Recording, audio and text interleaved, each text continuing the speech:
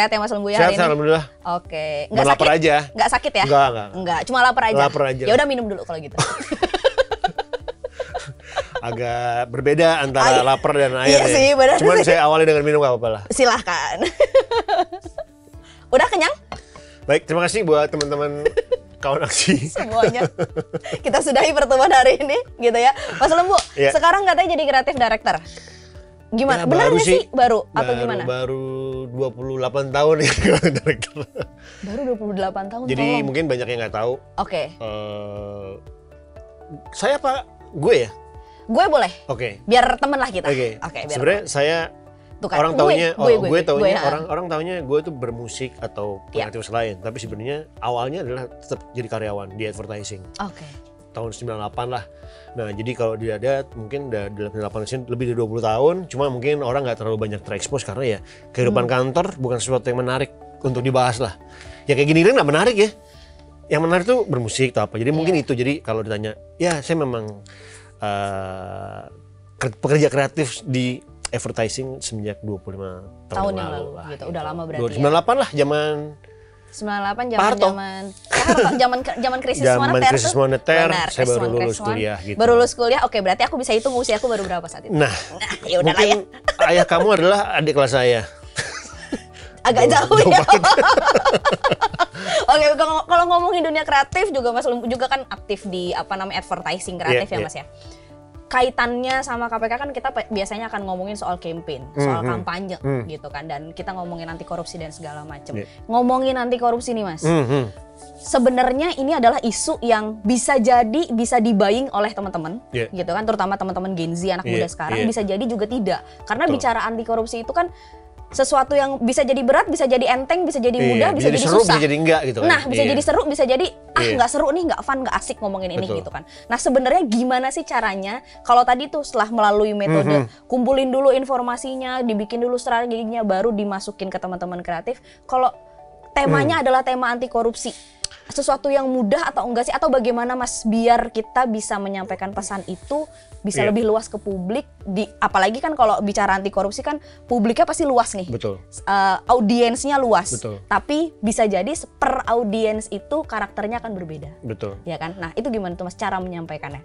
Mungkin kembali lagi bahwa nanti akhirnya kita harus bertemu dengan departemen apa dulu nih? Apakah kita under KPK yang akan membicarakan ini atau kita bekerja di departemen A? Jadi kita lihat sih sebenarnya kalau memang akhirnya ini KPK yang minta nih gimana ngomongin anti korupsi ke anak muda gitu kan. Nah, akhirnya kita ngelihat bahwa kebutuhannya sendiri, bahwa selama ini banyak kampanye-kampanye anti korupsi yang diabaikan.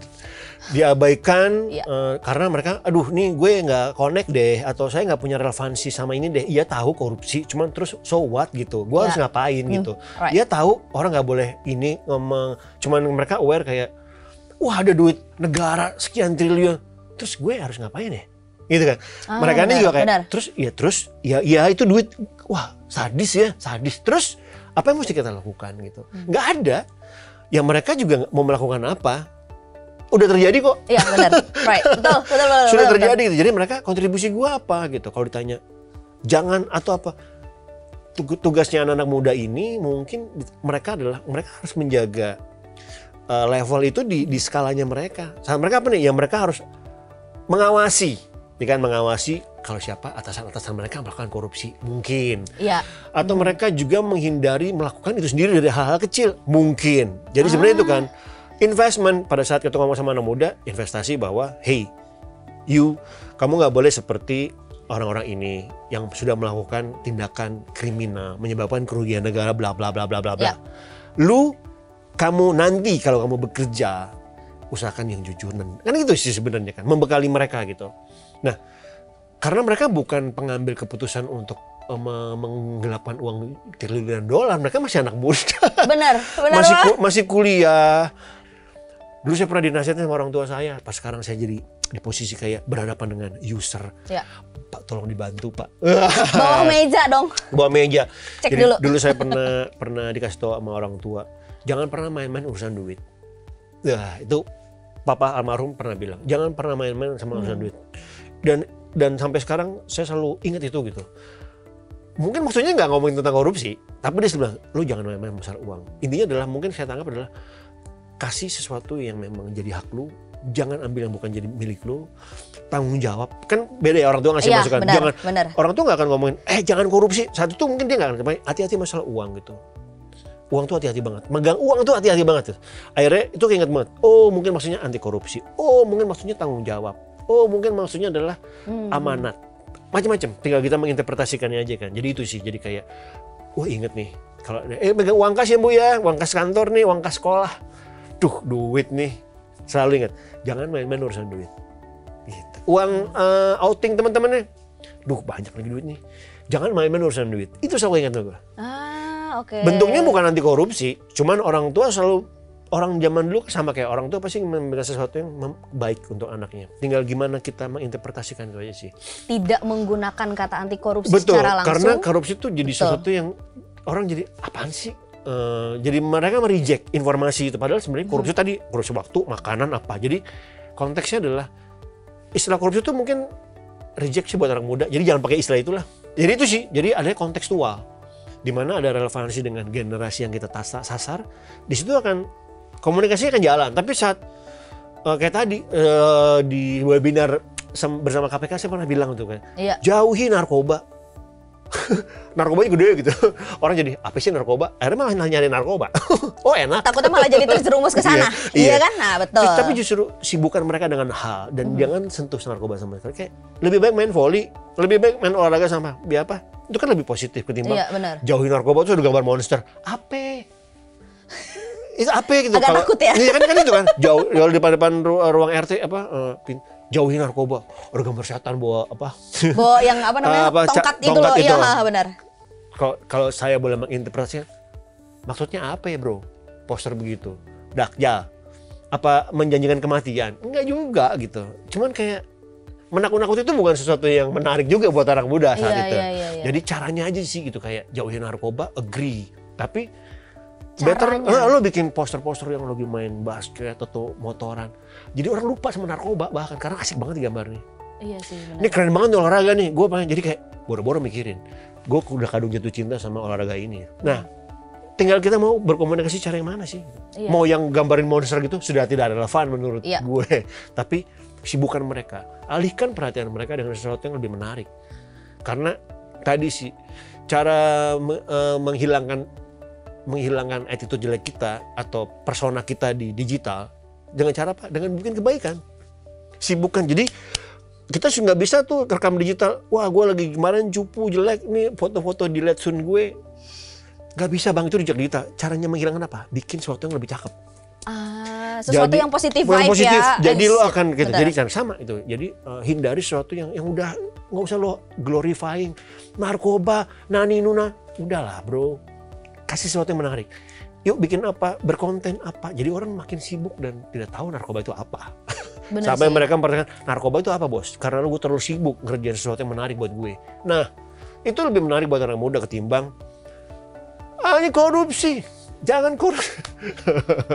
Kalau menurut korupsi, jangan korupsi. Tapi ini sebenarnya menurut gua ya. Tapi aku agree sih Mas dengan ini. Apa maksudnya kayak karena terkadang ketika ngomongin korupsi nih ya, maksudnya ya aku tidak terlalu tua, tidak terlalu muda juga. Nah. Gitu ya. Selang-seling nih. Ya selang-seling tengah-tengah lah ya, masih nyambung lah ya gitu kan. Sama Mas Luwu masih nyambung lah secara ini masih usianya gitu kan. Kadang tuh kalau ngomongin korupsi tuh kayak berat banget. Ya terus kenapa gitu? Ya sudah gitu kan. Ya udah korupsi itu yang ngelakuin mereka kok gitu kan. Mereka yang punya kuasa, mereka yang punya jabatan gitu kan. Nah, kalau misal akhirnya jadi penasaran nih, sebenarnya kalau di anak muda sendiri sekarang gitu kan, apa sih yang lagi tren? Atau memang perlu nggak sih kita mengikuti tren yang sedang ada di anak muda itu sendiri gitu? Maksudnya untuk bisa mengkampanyekan atau mengkampanyekan si integritas atau anti korupsi ini dengan bahasanya mereka supaya lebih relate lagi dengan kehidupan mereka. Aku jadi penasaran sebenarnya gini Mas. Apa sih juga penasaran sih. Apa ya? Kita berpikir dulu. Kita mikir dulu. Apa sih sebenarnya yang jadi penasaran? Yang saat apalagi tren di anak muda sekarang kan bisa jadi tiap hari ganti. Betul. Gitu. Nah, untuk campaign sosial kayak gini atau campaign anti korupsi deh misalkan, apakah kita perlu mengikuti tren itu gitu kan? Atau bagaimana gitu untuk membungkusnya supaya itu bisa kebeli sama sasaran kita itu tadi gitu. Ya, kalau konteksnya anti korupsi sendiri misalnya kayak kita campaign gedean itu tetap satu aja sih. Misalnya Indonesia bebas korupsi. Iya. Itu bisa dipakai 5 tahun, 6 tahun itu. Benar. Cuman bagaimana aplikasinya di sosial media, tadi kita harus fluktuatif seperti harga dolar. Bagaimana pengaplikasiannya di konten-konten televisi juga mengikuti tren sinetron apa. Nah, jadi Indonesia bebas korupsi tetap satu. Hashtagnya tetap satu. Tema besarnya Tema besar sama. satu. Yes. Cuman pada saat kita berbicara ke dunia konvensional, ya kita harus ke sana. Saat kita berbicara ke anak muda kayak tadi, saat kita berbicara ke instansi, para pemimpin usaha, para pemangku jabatan yang beresiko saat mereka disumpah, itu juga beda. Bahasanya beda Bahasanya lagi. beda gitu. Oke, bahasa Ayo sampai komunikasinya. nanti cara hukum kan sama. Hukuman anak di bawah 17 tahun aja beda. Iya, betul. Jadi sekarang juga jadi perseteruan gitu. Anak kecil udah ngebunuh bla bla. Sama. Sebenarnya juga nanti hukuman buat koruptor yang ini akan berbeda-beda Benar. juga. Jadi memang harusnya di tailor sesuai dengan apa ya? Audiensnya, karakter audiensnya, usianya dan segala Kalau macam. ngomong sama pejabat pemerintahan BUMN Ya. yang akan banyak banget bersentuhan dengan tadi tuh transaksional, deal-deal. Kenapa? Kita juga punya peraturan yang ketat dengan mereka. Punya sistem hukum yang berbeda gitu. Karena mereka lebih berisiko kalau sama mungkin kaitan anak kuliahan yang meskipun sama mereka memiliki kemampuan juga menilep uang senat mahasiswa bisa juga. Betul. Tapi menurut gua adalah beda nih yang mereka harus sampaikan. Kalau tadi korupsi yang gede-gedean diomongin ke anak muda mereka nggak dapat gitu. Yang tahu cuman nilep duit bensin, uang BM Senat, paling itu doang nih. Atau nggak pakai helm pas nyetir motor, nggak pakai meskipun itu seatbelt, adalah nah, cikal kayak gitu. bakal Oke. dari korupsi besar. Tapi menurut gua komunikasinya akan lebih seru kalau memang disesuaikan dengan mereka. Yang besar ini juga sama gitu. Dan siapa yang akan memberikan itu juga sama lembaga-lembaga yang menurut gua bisa bermain dengan luas gitu. Iya, Akhirnya benar. informasi ini bisa masuk ke semua jajaran. Informasi ini bisa aware semua lapisan. Bahkan sampai lapisan tertinggi pun pemuka agama pun juga mereka bisa mendapatkan ultimatum anti korupsi. Bukan berarti si penceramah agama itu juga mereka bebas dari sarana korupsi. Enggak, Mereka juga bisa. Jadi kayak siapapun punya wewenang, siapapun punya cara untuk diingatkan bahwa profesi lu, aktivitas kalian itu beresiko untuk korupsi. Dia semua ibu-ibu juga sama korupsi bawang. Rasanya kurang yahut nih. Karena bawangnya yang harusnya 3, lo bikin 2 nih. Jadi Iya, benar. jadi kurang mericanya kurang nih gitu. Nah, Kurang pedas. Kurang pedas nih. Nah, ini kan korupsi resep. Iya, benar.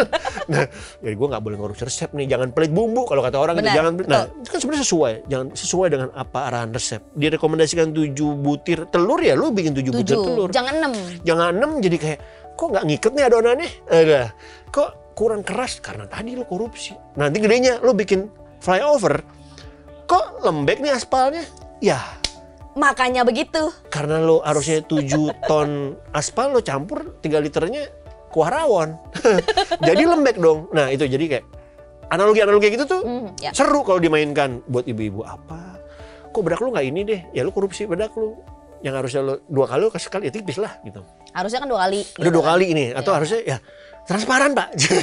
Banyak cara sebenarnya. Nah yang menarik adalah bagaimana mengkomunikasikan ini di beragam sektor dan channel.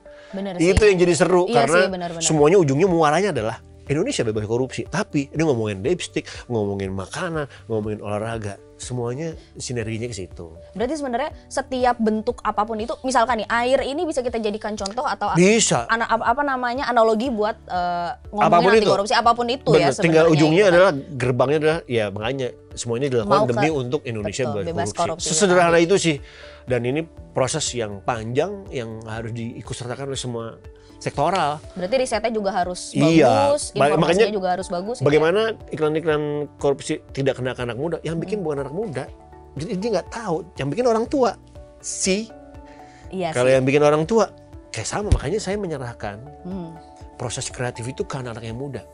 Bukan berarti kita tidak memiliki kemampuan. Iya. Tapi sama. Kalau approvalnya ada di gua, tua-tua juga outputnya.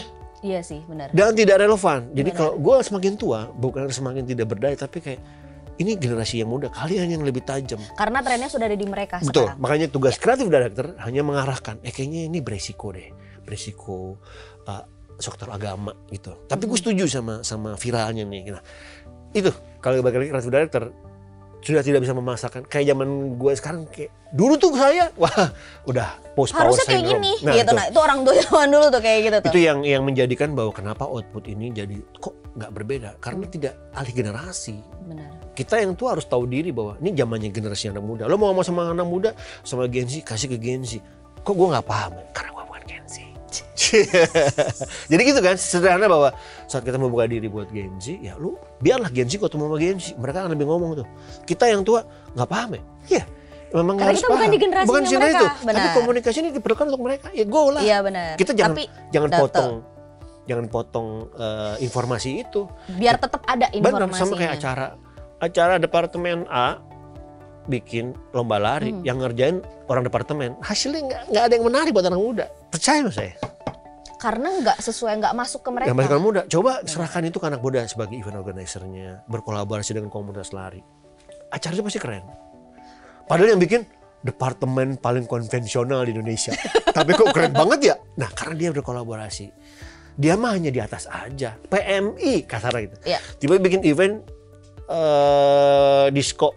Kok bisa keren banget? Pada saat dia bekerja sama dengan Bright Spot, dengan siapa komunitas. Jadi keren aja. Mereka tahu, ya gue cuma ngurusin darah nih. Kalau bikin event bukan jagonya gue. Iya. Tapi gue pengen orang hidup sehat. Biar apa? Biar lo donor. Event itu doang yang dibutuhkan adalah hidup sehat. Donor. Pikiran, lo bisa berdonor. Lo donor ada manfaatnya. Naninu gitu kan. Coba saya serahkan gimana anak muda yang lebih paham. Nah, betul. Jadi itu sih, membuka diri, bekerja sama, kolaborasi, selalu hal yang menarik. Karena itu menjadi pintu gerbang buat keluar interest untuk masuk nyemplung ke dalam interest yang kita. Akhirnya banyak metode, banyak cara buat bisa. Terus kita menemukan data baru, menemukan banyak informasi baru, relasi baru, teman baru, followers baru, user baru, target baru. Sebenarnya kalau dari semua metode itu nih Mas, gimana sih sebenarnya caranya tadi dengan banyak metode, dengan banyak informasi, dengan banyak cara, terus banyak banyak karakter audiens dan segala macam, dengan kemasifan, dengan keragaman dan kemasifan karakter audiens kita yang kayak gitu, gimana caranya kita bisa tahu bahwa campaign kita ini berhasil? Cara ngukurnya gimana tuh Mas biasanya? Sebenarnya saat ini kalau ditanya apakah dengan adanya kampanye ini selama setahun tingkat korupsi berkurang? Pertanyaan adalah nggak bisa. Itu pertanyaan yang selalu ada sih. Benar, dengan segala metode yang dilakukan sama KPK, berkurang nggak tuh korupsi? Tidak bisa, itu tidak bisa. Tugas kita pun hanya mengurangi aja, mengingatkan aja gini. Kita mengingatkan kandidat-kandidat teman-teman anak muda nih, jangan korupsi, jangan pernah mencuri waktu. Yang dari mulai anak itu SD. Iya. Pas dia anak SD itu jadi si bos PTA, dia korupsi. Ya kan? Contohnya depan mata langsung. Bener kan? Banyak kan? Iya bener. Teman-teman kita gitu yang jangan ini, guru ngaji sudah ngasih tahu bla, tapi pas di ujung ternyata mereka melakukan juga. Siapa yang tahu? Nggak ada yang bisa menjawab itu. Tapi sebagai tadi lembaga orang tua, kita sudah melakukan tugas kita mengingatkan, hei nak jangan. Jernihnya orang saat membeli handphone. Dikasih teman, bagus ini handphone. Ini nih, oke, iya nih. Coba deh lo baca reviewnya. Kita baca review. Oke nih handphone, iya. Mamanya juga bilang pakai ini terus iklan handphone A. Semuanya mengarah ke handphone A. Iya. Semua, oke nih benar teman gue bilang. Mama gue suruh handphone A. Gue baca review handphone A nih. Oke, gue mau beli handphone A. Sampai depan counter, bang handphone A. B aja B. Nih bang, saya kasih diskon. Yaudah B. Bubar semua. Bubar semua. Setelah review kita. Karena apa? Diskon promo. Ya, masa nggak gue ambil sih harga setengahnya. Iya benar. Penentuan terakhir ada di gerbang pada saat sama kayak kita udah sekolah agama jauh-jauh, sekolah di luar negeri, pada saat dealing tiba-tiba cuma ada 2 orang yang tahu, ambil nggak nih duit? Benar sih. Ambil nggak nih? Jadi apa yang kita tinggal kalau dia ngerasa gue inget apa kata Nani, ya gue nggak akan ambil. Selesai. Contemplating nggak pada akhirnya. Nah gimana nih? Pada saat kayak kita berdua nih udah kita serahkan ke di depannya masing-masing, tinggal investasi kita berjalan dengan lancar nggak ya dari agama kecil keluarga or goyang juga. Nah tugas siapa yang salah? Nggak ada yang salah. Orang tua sudah melakukan tugasnya, sekolah sudah melakukan tugasnya, kita pun KPK juga sudah mengingatkan di berbagai anak muda semua. Tapi pada saat udah deal, ternyata lebih kuat godaannya, ya kelar lah. Siapa yang bisa bertanggung jawab di 2 kayak momen ini? Nggak ada yang tahu.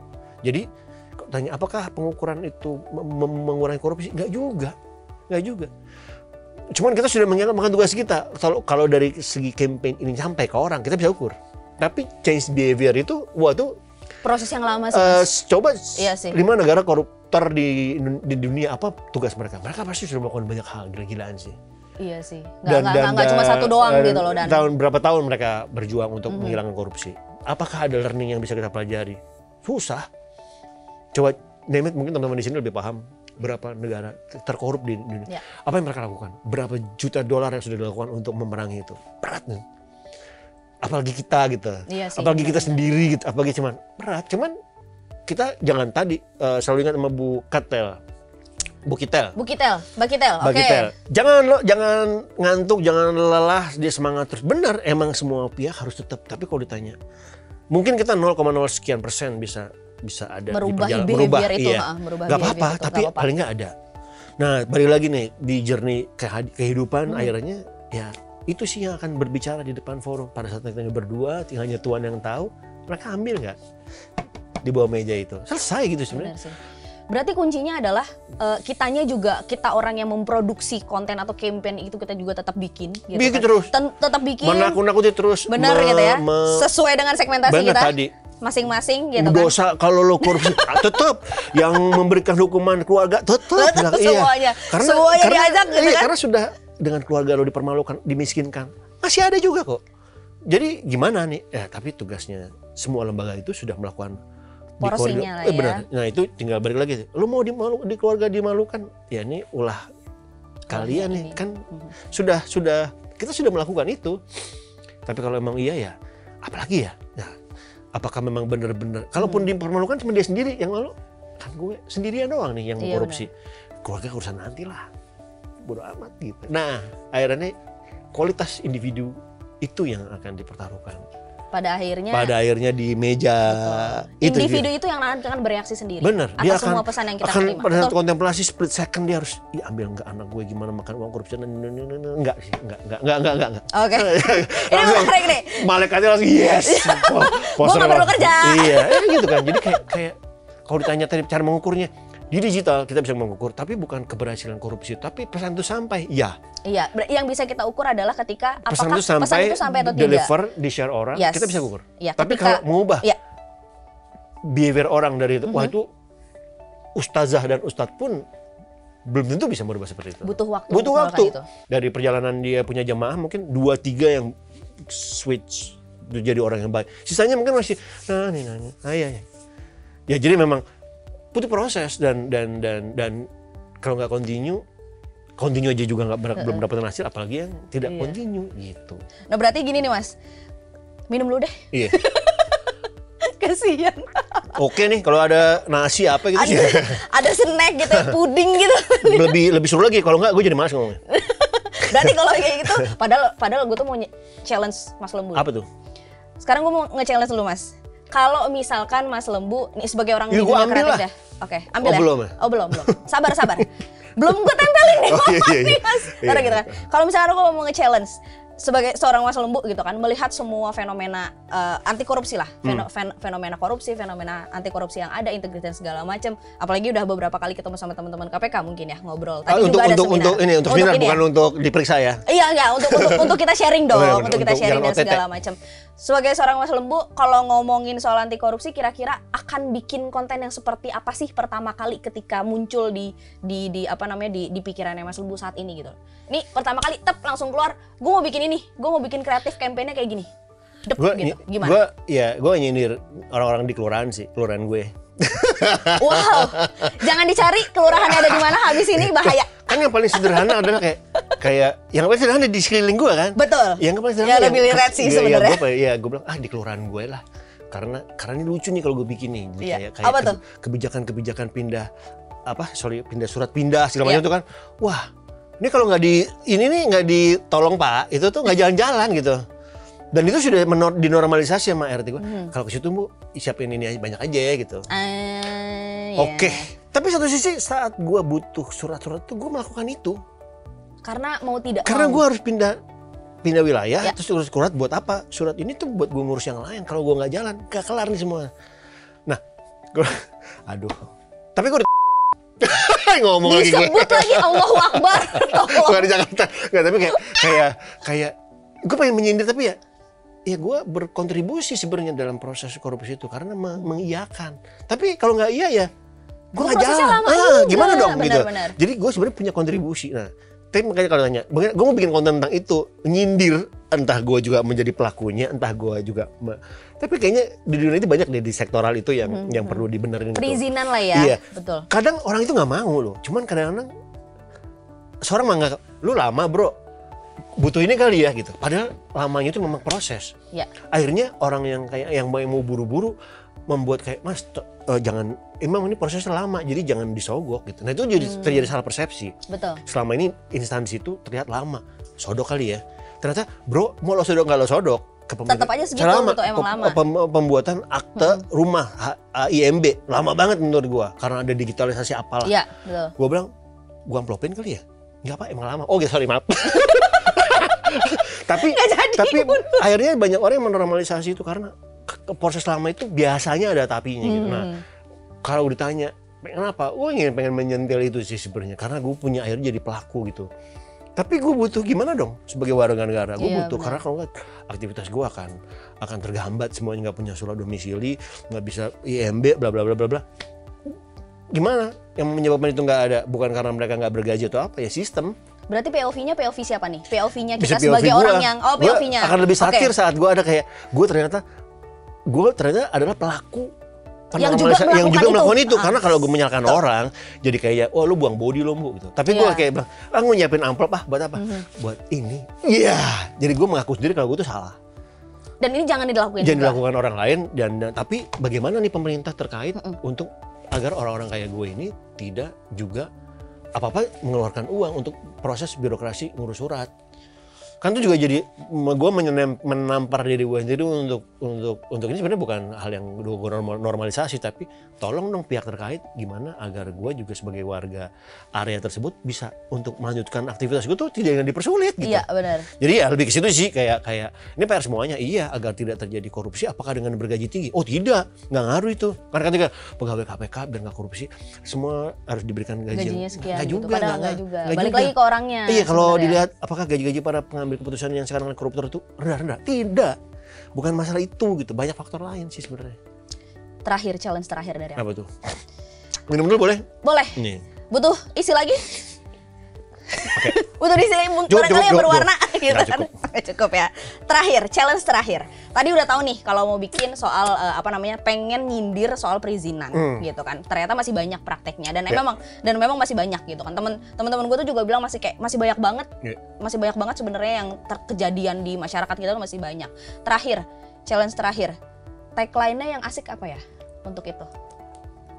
Yang akan jadi ini nih yang pengen gue lakuin. Kita pakai tagline ini. Tolong dibantu Pak. Sedap. Tolong dibantu Pak. Tolong dibantu Pak. Itu tolong dibantu Pak itu selalu ucapan yang diucapkan kayak gue untuk menormalisasi. Tolong dibantu ya Pak. Gitu kan.